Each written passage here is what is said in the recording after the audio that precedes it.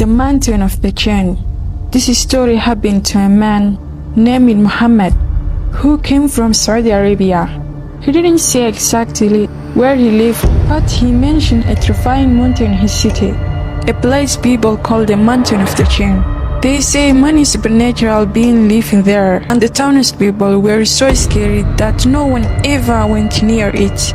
But this story is not just about the mountain. It's also about Muhammad and his friends, who one day decided to explore it. Before we begin the real story, let me introduce you to them. First is Muhammad, a 27-year-old man who finished university but has no job. His closest friend is Salim, a man he grew up with since childhood. There are two brothers, Abdullah and Mustafa, and finally Mahdi, a man from Sudan, the only one among them who actually had a job. Mahdi worked with his father in a small factory. Every evening, these friends were gathered together, drink tea and talk about random things. They had nothing much to do, so their conversation often turned into stories. And one story that always came up was the mountain. People said the Jinn lived there. Some stories sounded true, others seemed like lies. Still, everyone in town feared that place. One day, Mahdi brought a new friend, a man named Ahmed. He introduced him to everyone, Muhammad, Mustafa and Abdullah. They all sat down, drank tea and began to talk. And as always, the topic of hunting mountain came up again. When Ahmed heard their stories, he didn't look scared at all. In fact, he smiled and said, "If that's how it is, why don't we go there ourselves? Let's find out if these stories are true or not." Muhammad stood up and said angrily, "Ahmed, are you serious? Don't you hear what we are telling you? It's dangerous." But Ahmed only laughed and said, "If you all are cowards, then I will go myself and see what's really there." And that's when it all began. Mustafa quickly said, "If you are going, I'm coming with you." Then Abdullah stood up too and said, "All my life I want to see that mountain with my own eye. If today is the day, then let's go together." Muhammad looked around at his friends. He was scared deep inside, but seeing them all ready to go, forced a smile and said, "Alright, then let's do it." And that's how their journey began. Journey into the mountain of the Jinn, a place where none of them knew the darkness waiting for them ahead. We all agreed to go to the mountain, but then Ahmed said calmly, "Listen, if we go now, it's already night. We won't see anything, and it's pointless." Ahmed laughed a little and said, "Oh, so you're the smart one now? Really serious, huh? Not just joking?" Ahmed said serious and replied, "Going at night will not help us. We need to go in daylight so we can see what's truly there. Let's go tomorrow, after Asr bright, when the sun is still out." Everyone agreed that it made sense. The only problem was that the mountain was few kilometers away, and none of us had a car. That is when Salim said, "Don't worry, my brother has a car. I will borrow it and drive us there." Salim promised to drop us near the mountain, but he said clearly, "I am not coming with you inside. Wait near the road." Mahdi said the same thing. "We will drop you there, but we are not climbing that mountain." We all agreed. That night, we went home to rest and prepare. Plan was clear. Tomorrow evening, after Brian Asr, we would go. The next day came. We didn't tell anyone in our neighborhood where we are going. We just slept out quietly. After Brian Asr, we made a small mosque near our area. From there, we drove off together, talking, laughing, pretending not to be afraid. After driving for a while, we stopped at a supermarket to buy snacks and drinks. While we were inside, Ahmed bought something strange, a lighter. I asked him, "What are you going to do with that lighter?" He smiled mysteriously and said, "You will see soon." I thought he was just joking, but I had no idea what he was really planning. When we reached the mountain, it was around 4:30 in the afternoon. I leaned back in the car near the base of the mountain and said, "I will wait here. Go up, look around, and come back quickly." Muhammad, Ahmed, Mustafa and Abdullah began walking up. The higher we went, quieter it became. There was no sound of breaths, no wind, just silence. Then suddenly we saw bodies scattered all over the ground. Human bodies, dozens of them. I froze. My heart was pounding. Abdullah whispered, "This place is cursed. Let's go back before something bad happens." He was shaking. He thought what alminis or master lived there. But Ahmed ran to him and said coldly, "If you're scared, why did you even come with us?" Then laughing, Ahmed picked up one of the bunnies and pretending to scare Abdullah with it. We all told him to stop choking and just move on. We kept walking deeper into the mountain, and that's when we saw something truly strange. Right in front of us stood stone houses, all broken and covered in dust. We looked at each other shocked. Who built this? Were people living here long ago? Or were these homes for the Jinn?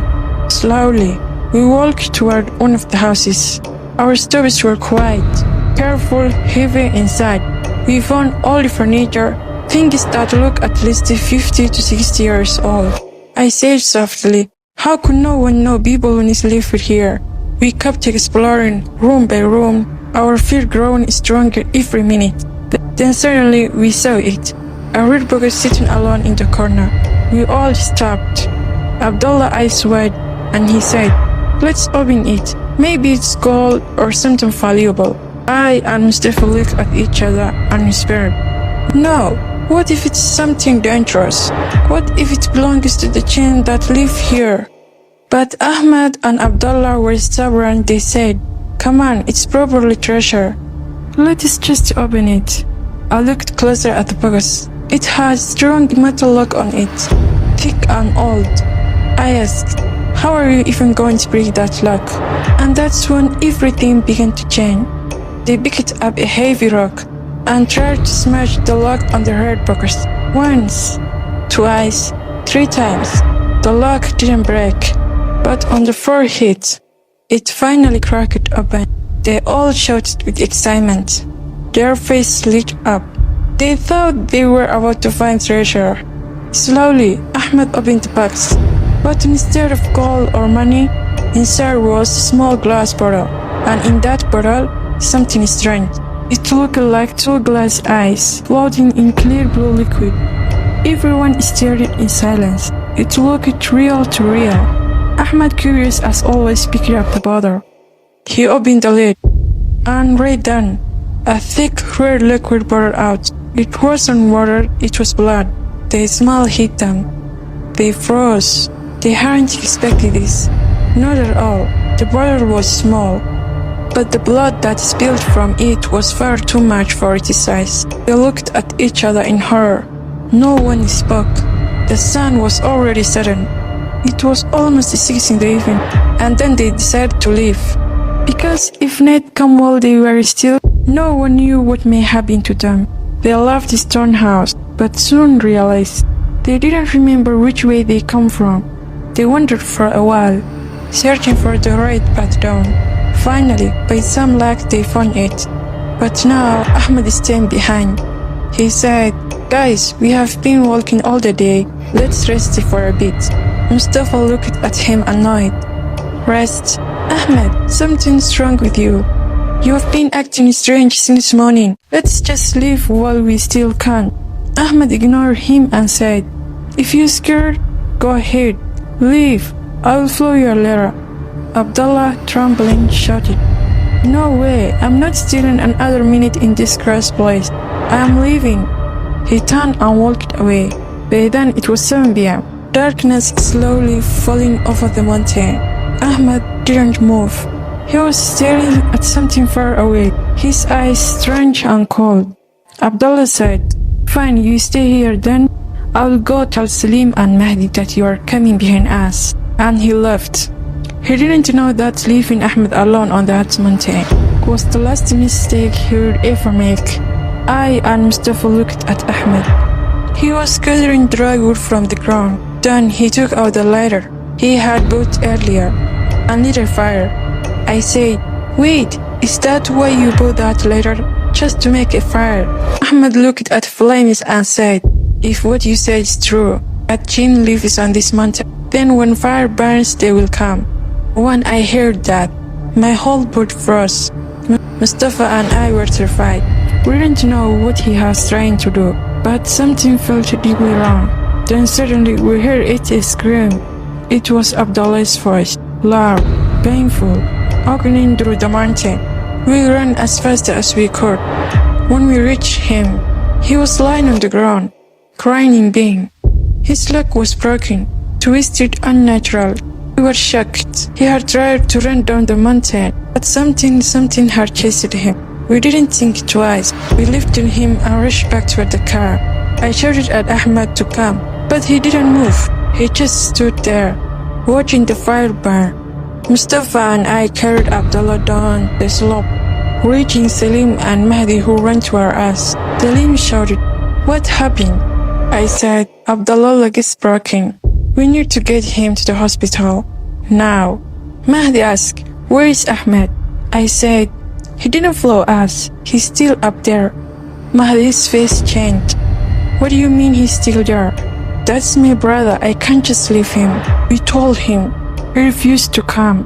We had to save Abdullah first. "Look at his leg." Mahdi was shaking with anger. He shouted, "You don't understand. That man is my responsibility. I can't leave him behind." The voices rose. Everyone was panicking. Then Salim stepped between us and said, "Enough. Muhammad and Mahdi, stay here. I will take Mustafa and Abdullah to the hospital, and I will come back as fast as I can." They quickly put Abdullah in the car and drove off. Now only I and Mahdi were left, standing there in the cold darkness near the mountain. Mahdi turned to me slowly and said, "You shouldn't have left Ahmed up there. There is something wrong with him." I asked, "What do you mean?" Mahdi sighed deeply and said, "That man, Ahmed, he's not normal. He has problem in his mind. He's not fully sane." When I heard that, I felt deep chill run through my body. My fear turned to anger and confusion. And that was only the beginning. I looked at Mahdi, shocked and angry. "What do you mean he's crazy? We have been with him all this time, climbing, talking, everything. And now you're telling me he's not right in the head? Why didn't you tell me earlier?" Mahdi raised his hand calmly. "Please relax. That doesn't matter now. What matters is finding him before something bad happens." So we agreed to go back up the mountain one last time to look for Ahmed. But this time, fear was real. My heart was pounding so hard it hurt. The night was cold and silent, and only my phone flashlight lit the way. Imagine it, a dark mountain where people say Jinn live, and you're walking there in the middle of the night, not knowing if you will meet the ghosts, a beast, or never come back. Climbed carefully, step by step. When we finally reached the old stone houses, the same one we had seen before, we saw something strange. Fire Ahmed had made was still burning. His phone lay beside it, and it was playing music loudly into darkness. But Ahmed was nowhere. I felt my chest tighten. Music echoed around the empty houses. We moved closer, carefully, afraid of every sound. I tried to grab the phone to turn it off, but as soon as I reached for it, the phone's light dimmed, and the music stopped. For a second it was totally silent. Then the music started again, from somewhere else. I whispered, "Mahdi, this is not right." We decided to take a phone and leave. But then we heard footsteps behind us. When we turned around, it was Salim running toward us. I gasped, "Salim, you come back? You took Abdullah to the hospital already?" He nodded quickly, out of breath. "Yes, I dropped him off and come straight back. I couldn't leave you here alone." But Mahdi frowned. "How did you come back so fast?" "The hospital is far away." Salim said nothing. He looked nervous, almost lost. Something in his face felt wrong. Then he said, "Maybe Ahmed is still inside one of these houses. Let's look." So we searched again, room after room, and in the same house where we had found the red box, we found Ahmed. He was lying on the floor, barely breathing. We rushed to him, but as we did, Salim suddenly disappeared. I turned around, he was gone, finished. door slammed shut behind us. All at once, we were trapped inside that dark house. I ran to the door and tried to push it with all my strength. It didn't move. Mahdi was shocked, kneeling beside Ahmed. Muhammad, he's dying. I don't know what to do. My hands were shaking. My breath was heavy. For almost 20 minutes, we were locked in that darkness, listening to Ahmed's slow, weak breathing, and something moving outside. Then, the door unlocked by itself. We didn't see who opened it. We ran out, but what I saw outside, I can never forget. Right in front of me stood a creature, tribes that were not human, not animal either. Their bones were long and twisted, their eyes glowing and red, and their skin looked like shadow made solid. My voice disappeared. I couldn't scream. I couldn't even move. Fear took over my whole body. I started crying, not from the pain, but from the terror. I tried to run. One of the creatures stopped in front of me. It was whispered and deep voice. You shouldn't have come here. Now you will all end here. I screamed and ran blindly through the darkness. I could hear their footsteps chasing me. The music, that same song from Ahmed's phone, started playing again from the mountain. In panic, I grabbed a rock and threw it towards the sun. It hit the phone perfectly. The music stopped instantly, and then everything went silent. The creatures disappeared, the air became still again. I stood there shaking, tears running down my face, and then I heard Mahdi's voice shouting, Muhammad, come here, Ahmed is awake. When I ran back, Ahmed was sitting up slowly, but his face was different. His eyes looked strange, dark, cold. He whispered, leave me alone, don't touch me. Mahdi tried to hold him, but Ahmed pushed him away violently. Get out of here while you still can. What coming next? I can't stop it. Picked up the stone and started waving to us like a madman. I shouted, Mahdi, he's your cousin. Talk to him. Calm him down. But Ahmed was gone. His voice, his eye, his mind. I realized it then. Whatever come out of that red battle had taken him. I turned and ran, and I didn't look back. Not once. A few minutes later, I saw Mahdi running toward me, breathing fast. I asked him, where is Ahmed? Do you find him? I don't know. Just come with me. Let's get out of here. We ran down the mountain as fast as we could. We finally reached at the bottom. Salim was already there, waiting for us. I shouted, Salman, you didn't even climb with us. How did you know where we were? Salman looked confused. What are you talking about? I just drove Abdullah to the hospital and come back, that's all. Mahdi and I froze. We looked at each other. And that exact moment, we both understand the truth. The Salman who had been with us on the mountain, he was not a human, he was Jinn. Salman looked at our faces and asked, what's wrong? And where is Ahmed? So we told him everything. Fire, the phone, the strange songs, and how Ahmed changed right before our eyes. We are all ready to leave that cursed mountain forever. But Salman stopped us. Wait, we can't just go. It's dangerous here. Yes, but we need help. Let's go to the police station and tell them everything. It made sense.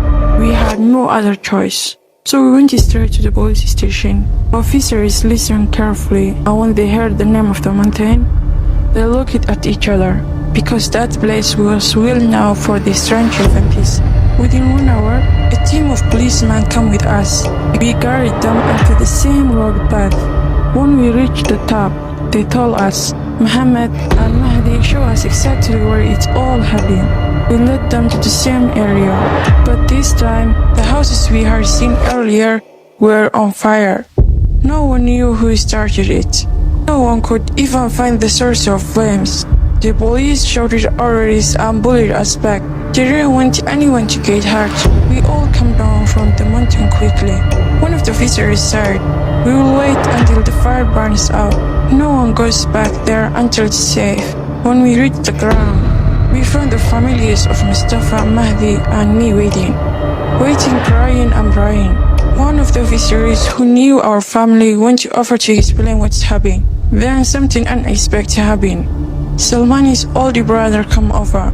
He was furious. He slapped Salman across the face in front of everyone and shouted, "Are you not a grown man? Look what kind of trouble you brought everyone." We all stood there silent. The fire continued burning until 4 a.m. and it finally went out around 5 a.m. These police climbed back up to check, but everything was black and silence. Nothing was left, only ashes and rocks. When they come back, they told us, "Go home. If anything strange happened again, we'll come back." We went home, but deep down we know Ahmed was still missing. Police searched for him everywhere, day and night. They found nothing. Days passed, weeks passed, 2 full weeks, and still no sign of Ahmed. By the third week, everyone gave up. Even the police started searching. They said maybe wild animals took him. But Mahdi and I, we knew that's not what happened. Then one night, we were sitting with few friends, trying to forget everything. But when someone pointed to the mountain and said, "Do you see that light up there?" We looked. A faint glowing light flashed right at the top of the dark mountain. Mahdi stared for a long moment, then whispered nervous laugh. "Do you think that light could be Ahmed?" Abdullah looked at the glow light on the mountain and said softly, "Could that really be him?" "Same man we have been searching for a whole month." Mustafa shook his hand, saying, "No way, it can't be. But what if it's Ahmed?"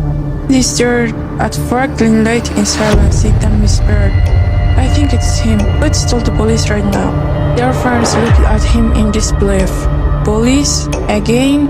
Mahdi, we're already searching that place. How do you even know it's him?" Mahdi stepped closer, his voice firm. "Are you coming with me or not? Because I'm going, with or without you." They ran straight to the police station. The officers listened carefully, and though they looked doubtful, they decided to check. That night, they returned to the mountain, and everyone shocked. They found him, Ahmed, alive, healthy, standing quietly near the rain, near the rains, as if nothing had ever happened. The man they once thought was insane now looked calm, peaceful, and perfectly normal. When we news reached Ahmed's father in Sudan, he burst into tears to relief. He said, "I'm coming to get my son immediately." But Mahdi told him, "No, father, please stay there. I will arrange a plane ticket and send him safely." So Ahmed stayed with them for 1 week. During that time, his old friends visited him, asking question after question. "Where were you, Ahmed? What happened to you? Why you didn't come back sooner?" For a long time, he said nothing. He just sat there, staring at the floor, until finally he spoke, his voice low and strong. "Where I was not this wall. I was in another place. A wall I never see before. People there respect me, serve me, treating me like someone powerful." Ran laughing nervously. "Ahmed, stop joking. You've gone crazy again."